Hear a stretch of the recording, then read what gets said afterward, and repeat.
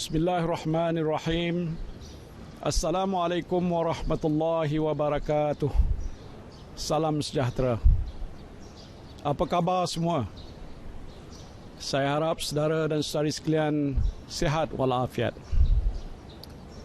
Saya berdiri di sini pada hari ini di suatu tempat yang amat bersejarah.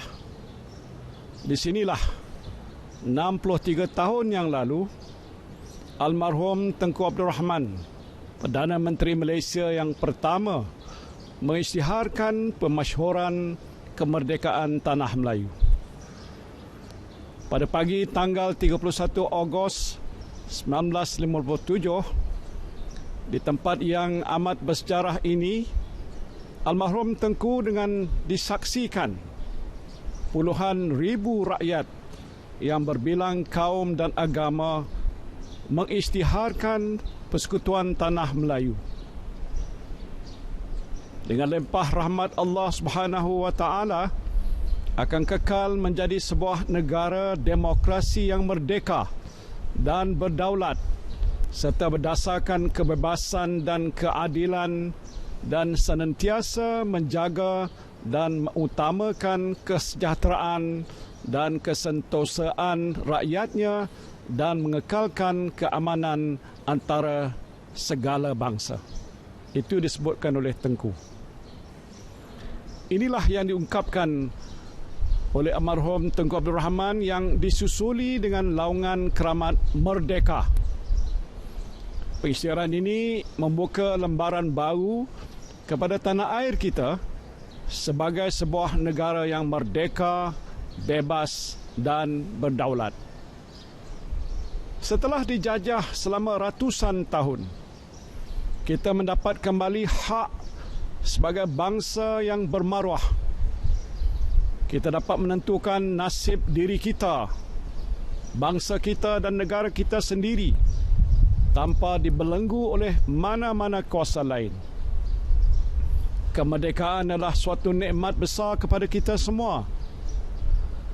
Seperti mana yang disebut oleh almarhum Tengku Abdul Rahman dalam pemasyhuran kemerdekaan di sini 63 tahun yang lalu, negara kita ini hendaklah kekal merdeka dan berdaulat dan seluruh rakyatnya aman, sejahtera dan sentosa selama-lamanya. Inilah amanah besar yang mesti dipikul oleh saya dan saudara-saudari semua. Kita mesti kekalkan kemerdekaan negara kita.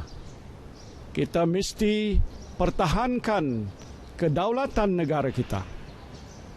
Kita mesti pelihara keamanan negara kita. Kita mesti tegakkan keadilan dan pelihara kebebasan rakyat. Kita mesti pastikan seluruh warga tanah air tercinta ini sejahtera dan sentosa selama-lamanya. Alhamdulillah, kita telah menempa kejayaan dan kemajuan sebagai sebuah negara yang merdeka dan berdaulat. Dari sebuah negara yang mundur suatu ketika dahulu, kita telah menjadi sebuah negara yang maju dalam pelbagai bidang. Kita juga bersyukur negara kita kekal aman dan damai dengan perpaduan rakyat berbilang kaum dan agama. Dari Perlis hinggalah ke Sabah, tidak kira Melayu, Cina, India, Sikh, Kadazan, Dusun, Bajau, Iban, Murud, Melanau, Siam, orang asal, kita bersatu hati dan berbangga menjadi rakyat Malaysia. Ini adalah pencapaian kita, pencapaian saudara dan saudari semua. Namun cabaran yang kita hadapi juga amat besar. Negara kita mesti terus dibangunkan untuk menjadi sebuah negara maju yang hasil kemajuannya dapat dinikmati oleh seluruh rakyat secara nyata. Kemajuan yang saya maksudkan bukan hanya dari segi angka-angka pertumbuhan ekonomi, indeks bursa saham, jumlah pelaburan langsung asing dan domestik, tetapi sumber pendapatan dan kualiti hidup setiap seorang daripada saudara-saudari sekalian. Angka-angka pertumbuhan ekonomi hanya akan bermakna apabila saudara dan saudari mempunyai sumber pendapatan yang mencukupi, kediaman yang selesa, pendidikan yang sempurna, kesihatan yang baik, alam sekitar yang lestari dan keselamatan yang sentiasa terpelihara untuk menjalani kehidupan yang bahagia dan sejahtera. Saya tahu tidak semua rakyat di negara ini bernasib baik. Ada yang terpaksa melakukan 2-3 pekerjaan untuk menyara kehidupan keluarga. Ramai yang tidak mempunyai simpanan yang mencukupi untuk meneruskan kehidupan sekiranya terputus mata pencarian. Mungkin ada yang boleh bertahan selama sebulan atau 2 bulan. Tetapi lebih daripada itu, mereka terpaksa berhutang dan bergolok bergadai untuk hidup. Saya sedar tentang perkara ini.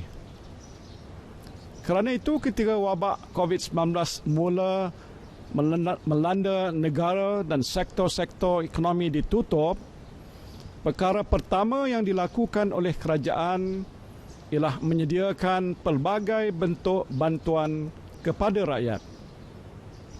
Kita sediakan bantuan prihatin nasional, moratorium bayaran pinjaman bank, bantuan kemudahan khas untuk perusahaan kecil dan sederhana, subsidi upah dan lain-lain bentuk bantuan berjumlah 260 bilion ringgit keseluruhannya untuk meringankan beban yang ditanggung oleh rakyat.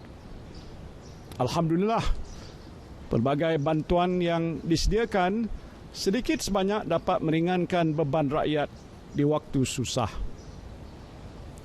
Namun sepanjang tempoh Perintah Kawalan Pergerakan dilaksanakan, saya diberitahu oleh Governor Bank Negara, Malaysia kerugian 2.4 bilion ringgit sehari dan ekonomi negara kita akan runtuh jika sektor-sektor ekonomi kita tidak dibuka semula dengan kadar segera. Saya amat risau dengan keadaan itu. Jika ia tidak ditangani dengan baik, ramai yang akan kehilangan pekerjaan dan mata pencarian. Kesannya amat buruk kepada saudara-saudari sekalian. Kerana itu, kerajaan memutuskan untuk membuka semula sektor-sektor ekonomi negara secara bertahap. Di samping itu, untuk membantu memulihkan ekonomi, kerajaan kita melaksanakan Pelan Jana Semula Ekonomi Negara atau PENJANA yang berjumlah 35 bilion ringgit.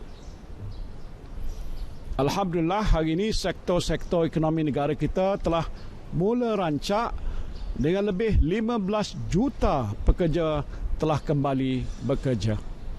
Kadar pengangguran mengalami tren pengurangan daripada 5.3% pada bulan Mei 2020 kepada 4.9% pada bulan Jun. Saya sedar banyak sektor ekonomi yang terjejas teruk akibat pandemik COVID-19 dan akan mengambil sedikit masa untuk pulih sepenuhnya. Tetapi saya yakin sekiranya tren pemulihan ekonomi berterusan, ekonomi negara kita akan pulih lebih cepat. Saudara dan saudari yang saya kasihi sekalian, pandemik COVID-19 memberikan satu pengajaran yang amat bermakna kepada kita semua. Setakat ini kita berjaya menangani krisis ini kerana kita prihatin. Para frontliners kita bekerja siang dan malam melawan wabak COVID-19 kerana mereka semua prihatin. Para sukarelawan sedia membantu mengagihkan bantuan makanan, menyediakan peralatan perlindungan peribadi dan lain-lain kerana mereka juga prihatin. Saudara dan saudari juga mematuhi SOP yang ditetapkan oleh kerajaan untuk melindungi diri, keluarga dan orang sekeliling, kerana saudara dan saudari semua prihatin.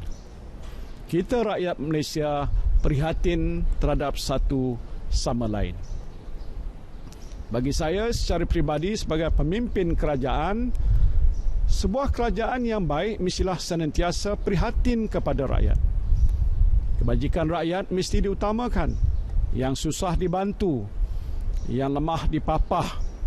Itulah lambang keprihatinan kerajaan kepada rakyat. Saya ingin tekankan kerajaan Perikatan Nasional adalah kerajaan prihatin rakyat. Saya berikrar untuk menjadikan prihatin rakyat sebagai prinsip panduan utama kerajaan Perikatan Nasional. Prinsip ini telah pun diterjemahkan dalam pakej rancangan ekonomi yang telah diumumkan oleh kerajaan sebelum ini. InsyaAllah prinsip prihatin rakyat juga akan diterjemahkan dalam Belanjawan 2021 dan apa jua dasar inisiatif dan pakej rancangan ekonomi pada masa hadapan.